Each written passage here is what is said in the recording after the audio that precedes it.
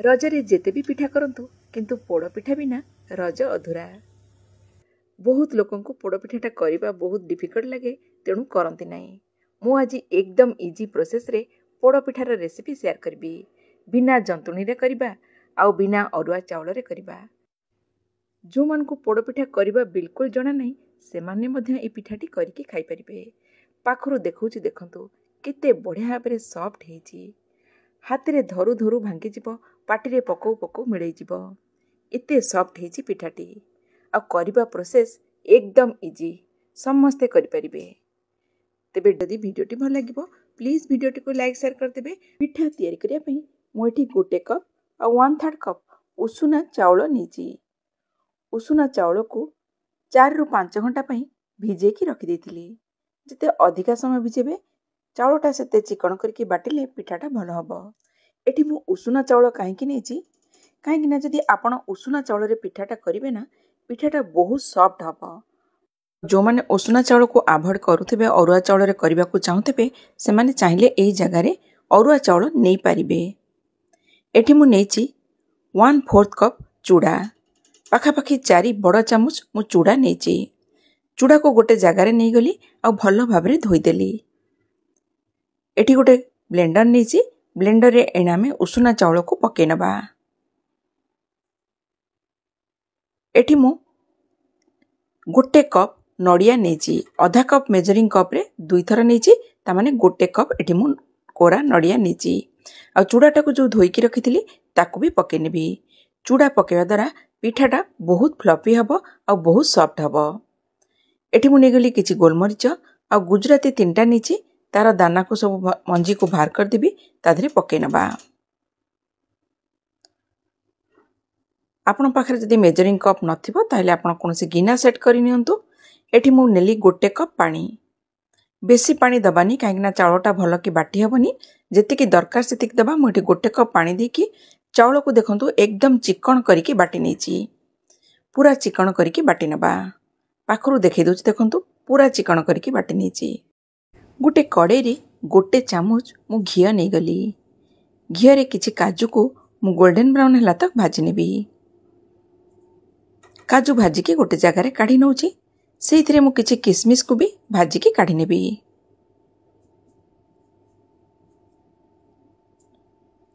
किछि नड़िया खंड को भी भाजी नबा। हल्का हल्का करके भाजीबे, बेसी कला करके भाजीबानी। देखंतु नड़िया भी भाजी गलानी। गोटे जगह रे काढी नउची।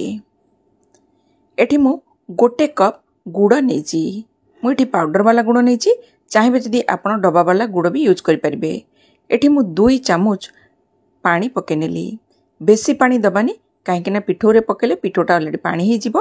तेनु मु 2 चामच देकी गुड़टा को भल भाबरे मिक्स कर देबी। खाली गुड़टा को मेल्ट करिवार अछि, कुक करिवार नाही। जस्ट जेमति गुड़टा पानी रे भल भाबरे मिसी जीवो, मुंडा मुंडा रहिबोनी। देखंतु गुड़टा बढ़िया भाबरे मिसी जाईची आ मुंडा मुंडा नाही। ताको गोटे जगह रे छानी दबा, जहा फल रे गुड़ रे जा इम्प्योरिटी थिबो सेटा भी भारी जीवो। गुड़टा को ठंडा हवा को रखी दोची। एमती एमती दाबी दियंतु। जदि आउ किछि मुंडा मुंडा थिबो ताहले भल भाबरे मिसी जीवो, कारण पिठारे आसिले भल लागिबोनी। एठी मु पिठो को ठंडा हला परे गुड़ ता धरे पके नउची। सब पिठो को पके नबा।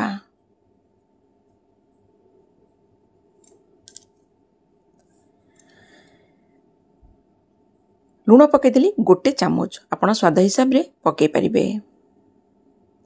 भल भाबरे गोळै दबा। एमती जेमती गुड़ आ पिठोटा भल भाबरे मिसी जीवो।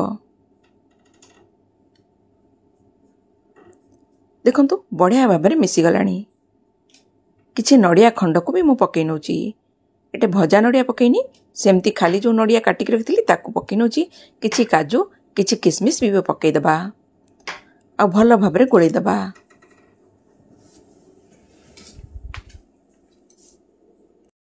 एटा को साइड रे रखि दबा। जिबा नेक्स्ट प्रोसेस को। कड़े रे आधा चामच पाखापाखि घी पके नेली। गोटे पत्र दे दउची। पत्र ऊपरे आउ गोटे पत्र आमे दे दबा। गोटे पत्र दबा, ता ऊपरे आउ गोटे पत्र लगे देली। ता ऊपरे आमे घी दबा। जो माने घी पसंद करंतिनी ସେମାନେ आ जगह चाहिए रिफाइन तेल भी देपारे। घीटा को चारिआडे भल भाव लगेदेबा। घी दबा द्वारा ना पिठार टेस्टा आहरी बढ़ी जाए, खाइबा को बहुत भल लगिबो। सबुआडे भल भाव घी लगेदेली। देखंतु एठी मु नेछि आधा चामच बेकिंग पाउडर, बेकिंग सोडा नहीं, बेकिंग पाउडर नहीं आधा चामच। जदि आप बेकिंग सोडा जोटा पकुड़ी रे यूज करते सेटा नेबे ताहले 1/4 टीस्पून नेबे।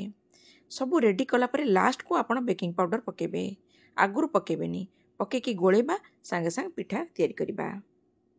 केते इजी प्रोसेस। ताधरे नड़िया खंड, काजू, किसमिस टिके रखिदेली। ताधरे आमे चाउल बटाटा को पके नबा जोटा गोलेकी रखिथिले। सबू पकेदेली।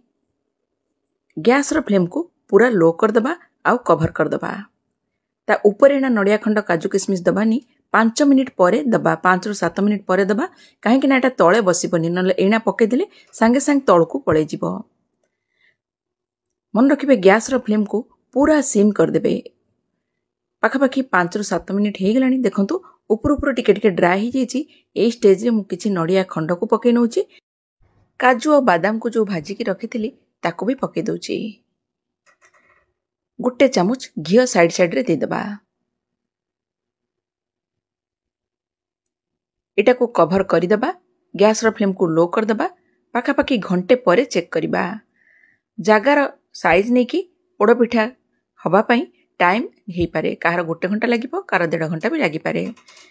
एठी पाखापाखी देखंतु 1 घंटा परे मु चेक करथिली, पोड़ पिठाटा हेई नथिला।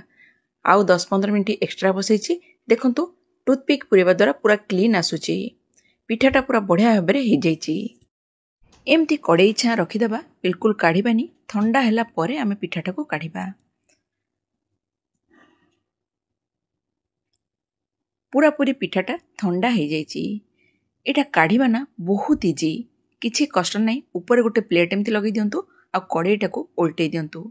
मन रखिबे जेतेबेले जो जिंस रे आपण पिठा करिवे सेटा जेमती भारी जिंस थिबो, तळटा जेमती पतळा नथिबो, पूरा जेमती तळटा मोटा थिबो, सेई जगह रे आपण पिठा करिवे। देखंतु पत्र गुराको आमे काढ़ी दबा। जेहेतु एटा पोड़ पिठा, पोड़िबा तो निहाती दरकार। देखंतु केते बढ़िया भाबरे पिठाटा हेछि। पत्र गुराक सब धीरे की काढ़ी नेली, उल्टे दउछि। देखंतु पिठा देखंतु केते बढ़िया भाबरे हेछि। काटिकी भी मु आपण मानकु देखै देबी। पिठा करिवार प्रोसेस एकदम इजी। आपण को किछि भी परिश्रम बेसी दरकार नहीं। तबे देखंतु केते सॉफ्ट हेछि पिठा, आ केते नरम हेछि। करिवा प्रोसेस केते इजी। जो माने पिठा करिवा जानि नथिबे से माने भी ए पिठाटी करिके खाइ परिबे। तेबे आजिर भिडियोटी आपण मानको केमति लागिला? जदि भल लागिला तेबे भिडियोटी को निश्चिंत भाबरे लाइक कर दियंतु, अन्य मानक सहित शेयर कर दियंतु, जा फଳରେ रजरे समस्ते पोड़ पिठा खाइ परिबे। तेबे रहुछि, पुणी देखा हबो गोटे नुआ भिडियो रे।